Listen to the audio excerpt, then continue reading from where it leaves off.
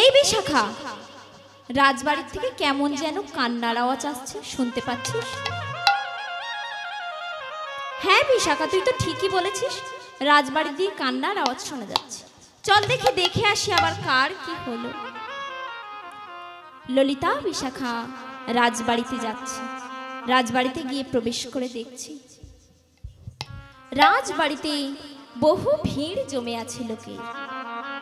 ললিতা বিশাখা বলছে, তোমরা একটু সরো দেখি ভিতরে কি হয়েছে। ললিতা বিশাখা প্রবেশ করে দেখছি নন্দমা কৃষ্ণকে কোলে নিয়ে অঝর নয়নে কাঁদছে। ওমা, কি হয়েছে গো গোপালের? ওরে ললিতা, ওরে বিশাখারে, আমাদের গোপাল তোদের কানু আরজি নেই। এ কি বলছো মা? তুমি এসব কি কথা বলছো? এসব অলক্ষণে কথা কেউ বলে? হ্যাঁ রে ললিতা বিশাখা, আমি যা বলছি সত্যি বলছি। কই সরো দেখি, আমরা একটু দেখি আমাদের গোপালের কি হয়েছে। আমাদের গোপাল তো এই বৃন্দাবন ছেড়ে কখনো যেতেই পারে না।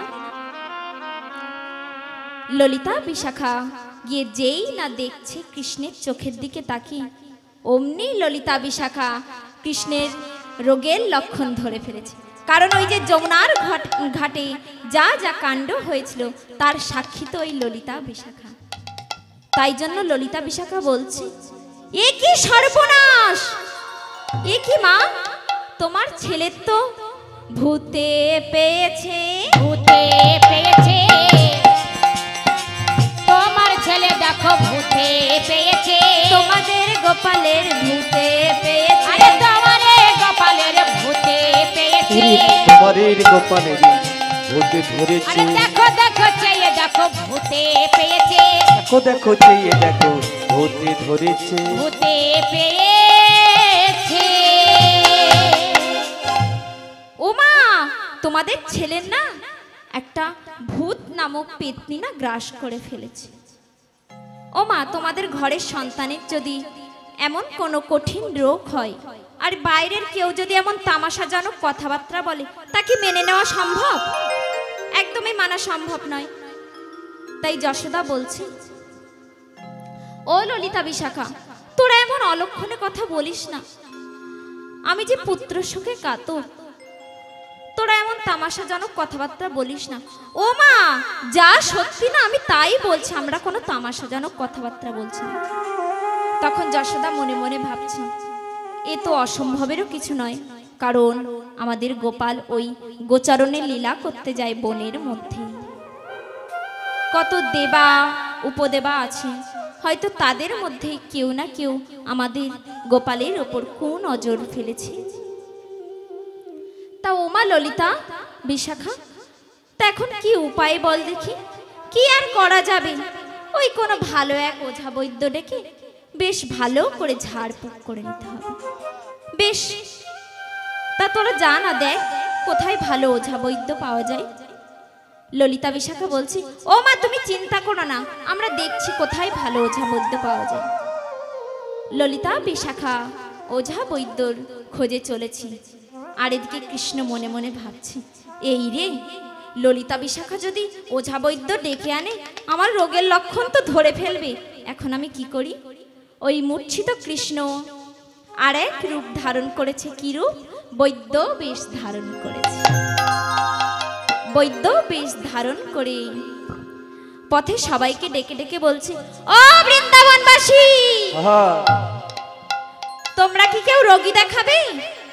আমি না বড় বড় জটিল রোগের চিকিৎসা করি। এবার সবাইকে ডাকছে আর বলছি, তোমরা কেউ রোগী দেখাবে? ডাকি কই বৈদ্য হরি। তোমরা কেউ রোগী দেখাবে? দেখে কই বৈদ্য জাতি। তোমরা কেউ রোগী দেখাবে? দেখে কই বৈদ্য জাতি। আরে ভালো ভালো ঔষধ আছে, দেখো ভালো ভালো ঔষধ আছে। ও তোমার চিনি গো চিনি চিনি। তোমরা কেউ রোগী দেখাবে? দেখে কই বৈদ্য জাতি। তোমরা কেউ রোগী দেখাবে? দেখে কই বৈদ্য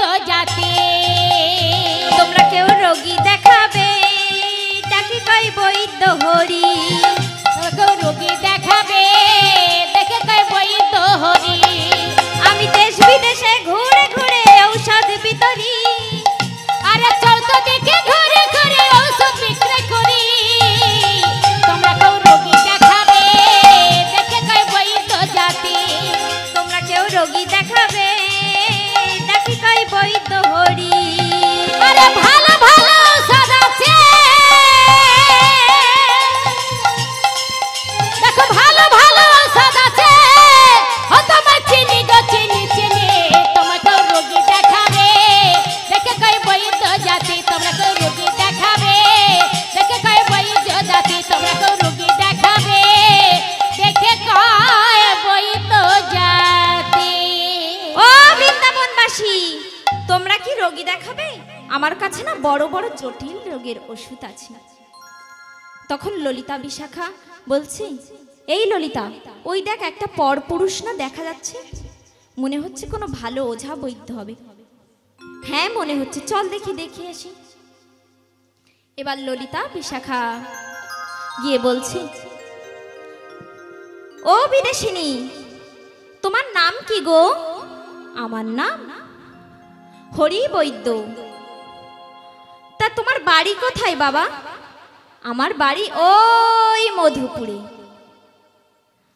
শোনো না, তোমাকে দেখে তো মনে হচ্ছে তুমি কোনো ভালো ওঝা বৈদ্য হবে। হ্যাঁ, ওঝা বৈদ্য তো আমি না বড় বড় জটিল রোগের চিকিৎসা করি। ও, তুমি বড় বড় জটিল রোগের চিকিৎসা করো? সত্যি বলছো? হ্যাঁ গো, সত্যি বলছি, আমি বড় বড় জটিল রোগের চিকিৎসা করি।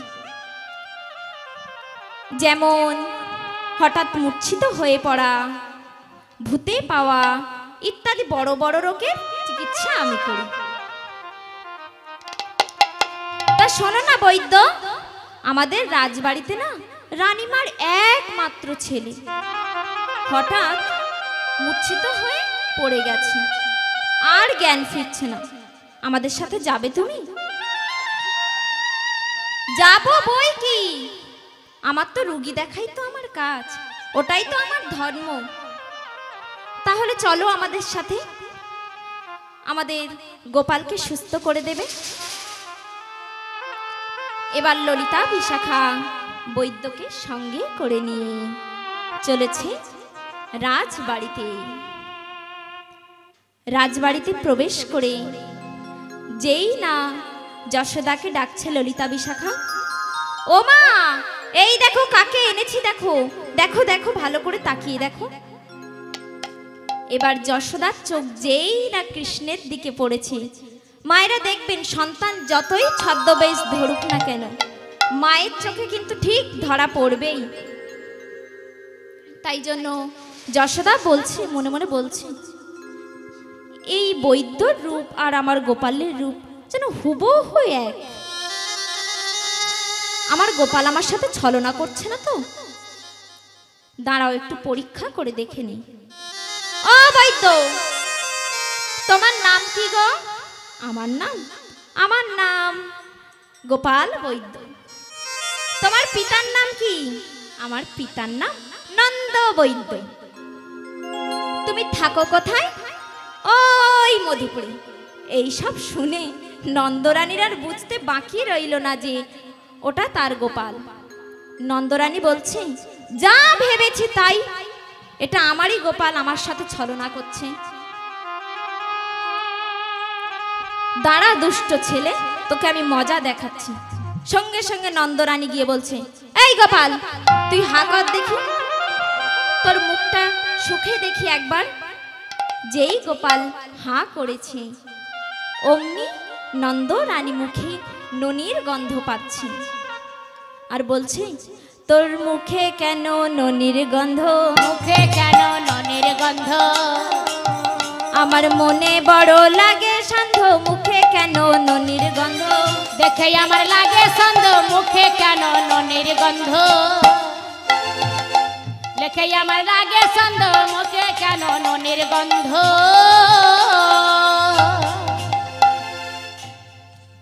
ও বৈদ্য, তুমি যদি আমার গোপাল না হবে, তাহলে তোমার তোমার মুখে কেন ননির গন্ধ? আজকে আমি সকালবেলা নিজের হাতে তোমাকে আমি নবনী খাইয়ে দিয়েছি, আর তুমি বলছো আমি বৈদ্য।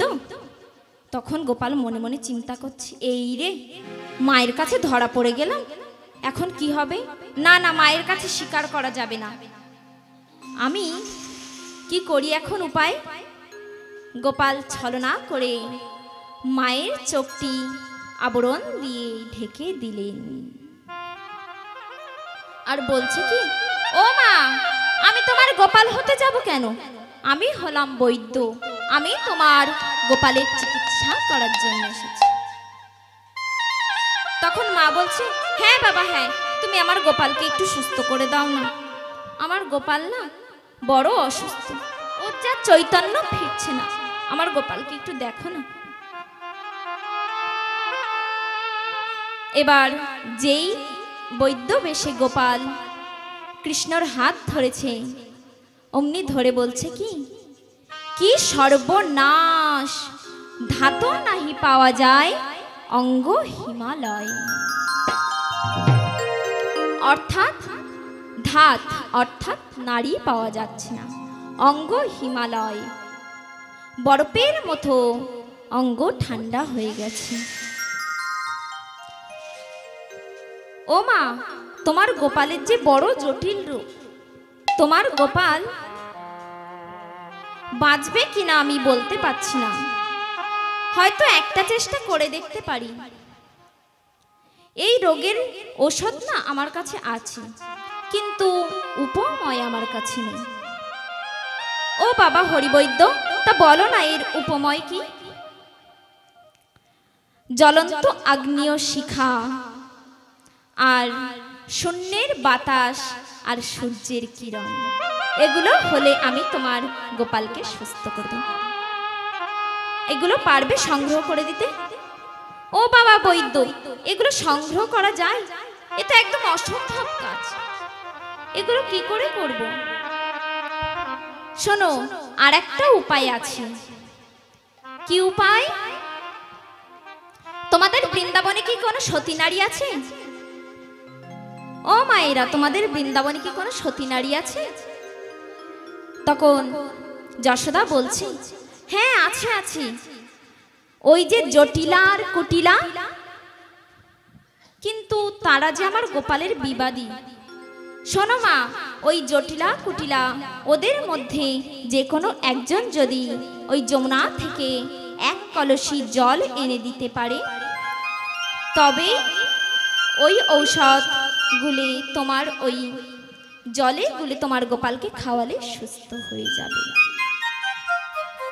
কিন্তু তারা যে আমার গোপালের বিবাদী, কি করে আনবো তাদের?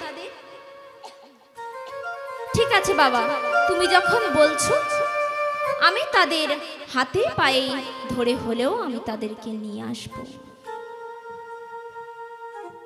এবার যশোদা চলেছে জটিলা কুটিলার ভবনে, আর এদিকে কুটিলা বলছে, ও মা, তুমি শুনেছ ওই নন্দালয়ের খবর শুনেছ?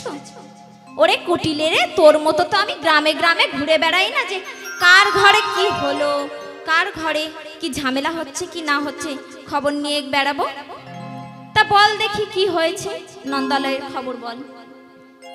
শোনো, ওই নন্দের কেলো যে বেটা আছে না, কি একটা নাম যেন, কানাই, ওই কানাই না আজ মায়ের আঙিনায় নৃত্য করতে করতে হঠাৎ মূর্ছিত হয়ে পড়েছে, আর জ্ঞান ফিরছে না। আর কোথা থেকে এক বৈদ্য এসে বলছে কি, যদি কোনো সতী নারী বৃন্দাবনে থেকে থাকে, তারা যদি এক কলসি জল যমুনা থেকে এনে দিতে পারে, তবেই নাকি ওদের গোপাল সুস্থ হয়ে যাবে। তখন জটিলা বলছে, ওরে কুটিলে রে, এই বৃন্দাবনে আমরা মায়ে বেটি হলাম সতী, আর কেউ কোনো সতী নেই। দাঁড়া না, এক্ষুনি খবর আসলো বলে আমাদের বাড়িতে। আর এমন সময় যশোদা এসে ডাকছে, মামি, মামি গো। জটিলা দরজা খুলে দিয়েছে, দরজা খুলে দিয়ে বলছে, এ কি যশোদা তুমি? মামি গো, আমার গোপাল ও না আজ আমার আঙিনায় নৃত্য করতে করতে হঠাৎ মূর্ছিত হয়ে পড়ে গেল, আর জ্ঞান ফিরছে না। বৈদ্য বলেছে যদি কোনো সতী নারী এসে আমার গোপালের জন্য এক কলসি জল যমুনা থেকে এনে দেয়, তবে আমার গোপাল সুস্থ হয়ে যায়। সুস্থ হবে বলো বলো, যদি কেউ সতী নারী হয়ে থাকে গো,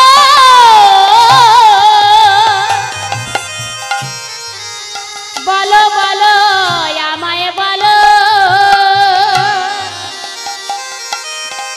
সেই জল খেলে আমার গোপাল সুস্থ হবে।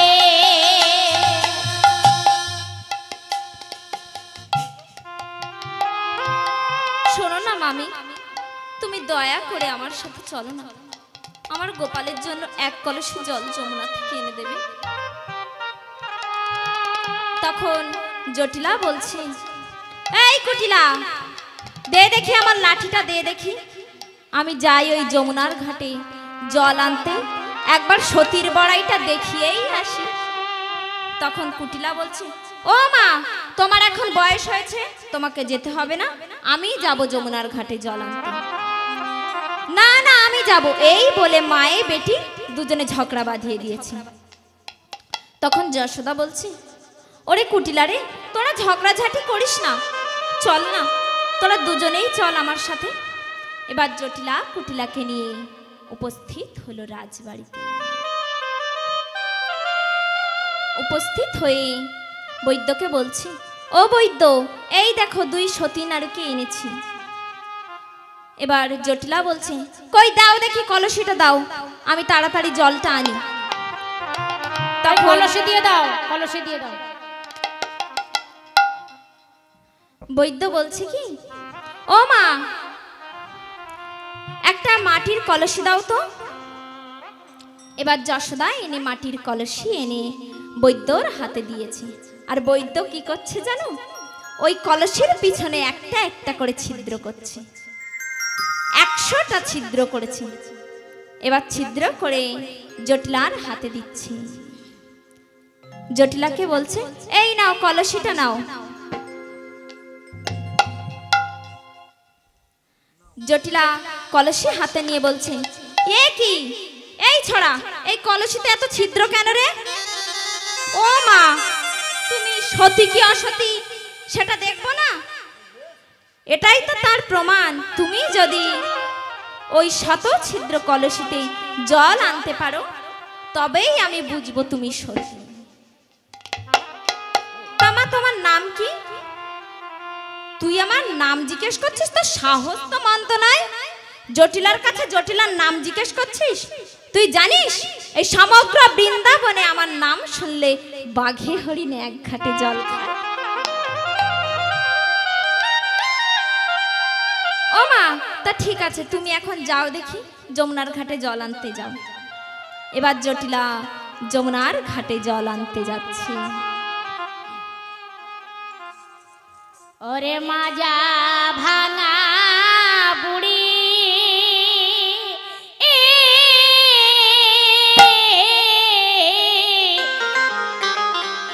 বুড়ি যায় গুড়ি গুড়ি, মাজা ভাঙা বুড়ি,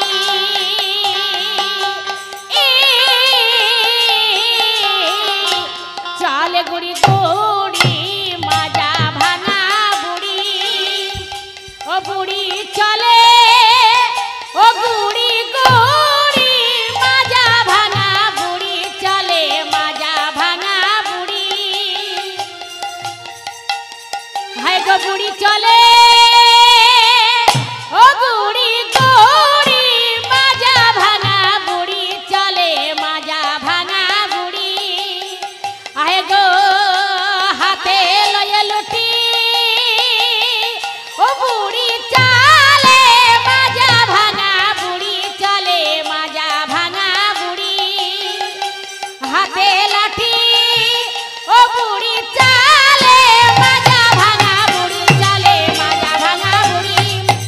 বুড়ি চলে গুড়ি গুড়ি মাজা ভাঙা বুড়ি চলে মাজা ভাঙা বুড়ি বুড়ি চলে গুড়ি গুড়ি মাজা ভাঙা বুড়ি চলে মাজা ভাঙা বুড়ি।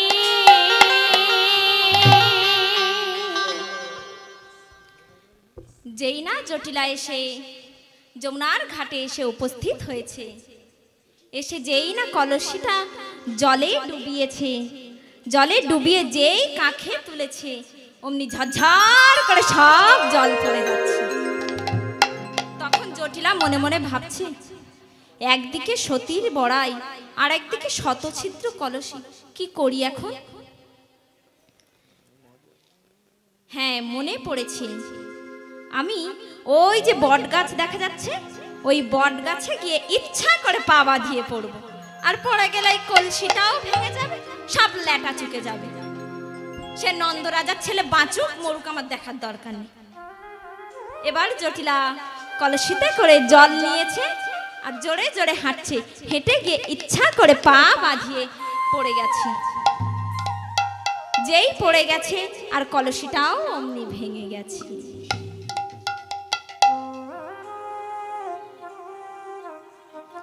কলসি হাতে নিয়ে, ভাঙা কলসিটা হাতে নিয়ে উপস্থিত হলো রাজবাড়িতে। ও মা, কই জল এনেছো? আরে আমি তো পড়ে গিয়ে আমার নিজের মাজা কোমরটাই ভেঙে ফেলেছি, আমি কোথা থেকে জল আনবো? এ কি, তুমি এত সতীর বড়াই করে গেলে আর জল আনতে পারলে না? তো মা, তোমাদের বৃন্দাবনে কি আর কোনো সতী নারী আছে জটিলা ছাড়া? হ্যাঁ, এই তো আমি আছি, কুটিলা। ও, তুমি বুঝি সতী নারী? হ্যাঁ, আমি সতী নারী। আমাকে নতুন একটা কলসি দাও, আমি জল আনতে যাই। এবার আবার যেই কলসি দিয়েছে, আবার কলসি ছিদ্র করছে গোপাল। কলসি ছিদ্র করে আবার জটিলা কুটিলাকে দিয়েছে। কুটিলা বলছে, এই বৈদ্য, তুই আবার সেই কলসি ছিদ্র করেছিস? ও মা, তা কলসি ছিদ্র করবো না? তুমি সতী কি অসতী সেটা প্রমাণ করবে না তুমি? এমনিতেও তো জল আমি যদি এক্ষুনি অন্য কাউকে বলি, সে তো এমনি জল এনে দেবে।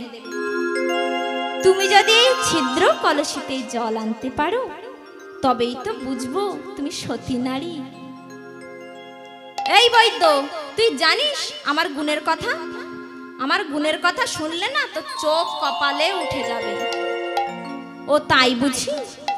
তো বলো দেখি তোমার গুণের কথা। শোন তবে বলি, শোন।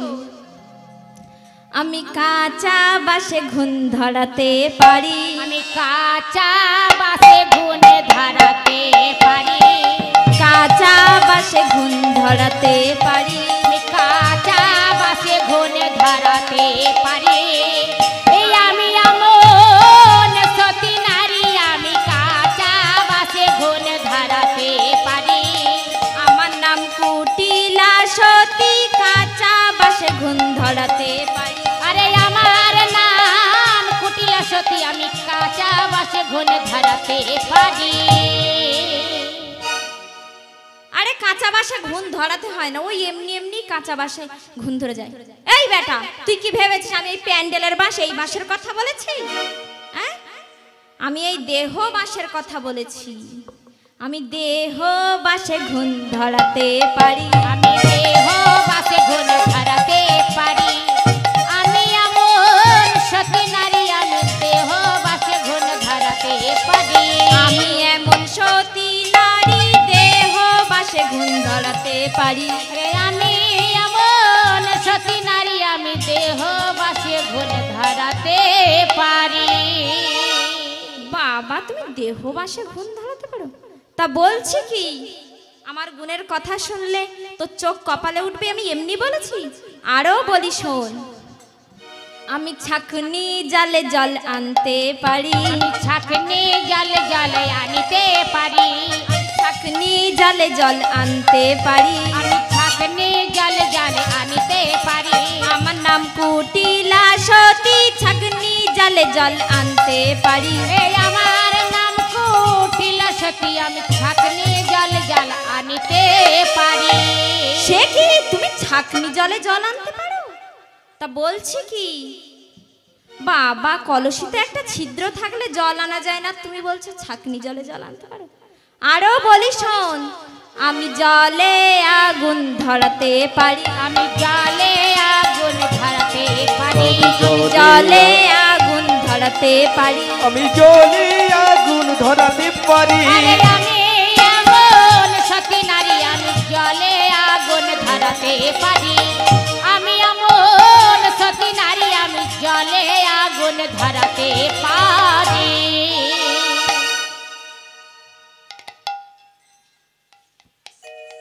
তুমি জলে আগুন ধরাতে পারো?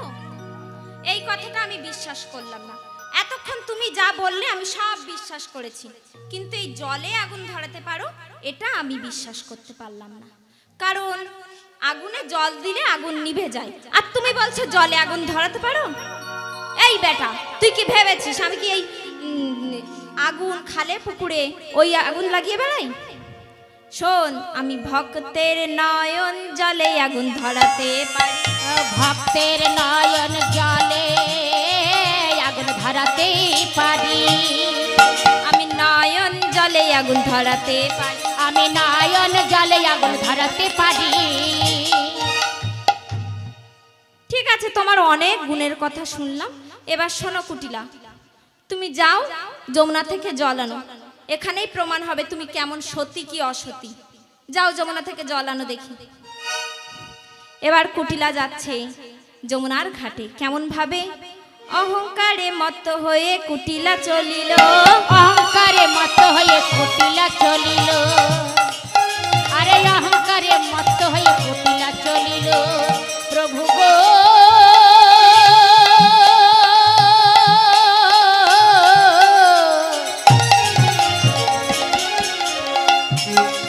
ও কি যায় রে, সে যে অহংকারে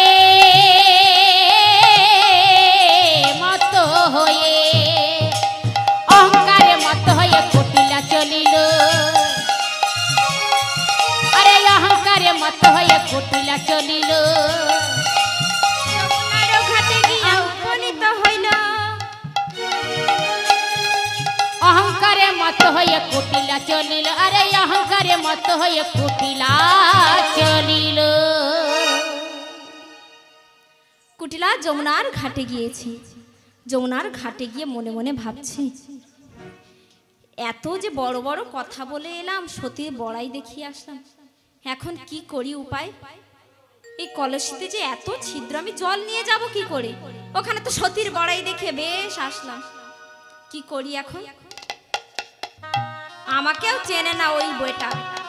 এবার কুটিলা কি করছে দেখো, ওই যমুনার ঘাটে দিয়ে কাদা তুলেছে, কাদা তুলে ওই কলসির পেছনে ভালো করে লেপছে, ভালো করে লেপেছে, লেপে নিয়ে এইভাবে কলসিতে যমুনার ঘাটে ধাক্কা দিচ্ছে আর জল ভরেছে, জল ভরে নিয়ে কাঁখে তুলেছে।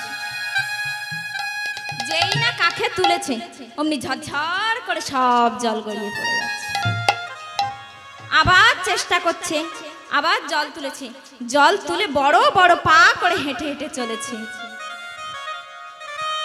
এবার জল তো ঝরঝর করে ওদিকে পড়ে যাচ্ছে, আর ওদিকে রাজবাড়িতে গিয়ে কুটিলা উপস্থিত। ও কুটিলে, কই জল এনেছো? আগে না, তুমি বলো ওই ছিদ্র কলসিতে জল আনা যায়? আরে তুমি তো বললে তুমি নাকি ছাগনি জলে জল আনতে পারো, আর এখন এই 100 ছিদ্র কলসিতে জল আনতে পারলে না? সে কি কথা? এই তোমার সতীর বড়াই?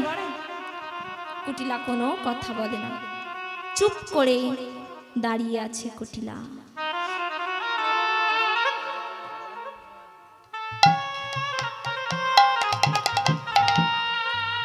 কুটিলা স্তব্ধ হয়ে দাঁড়িয়ে আছে।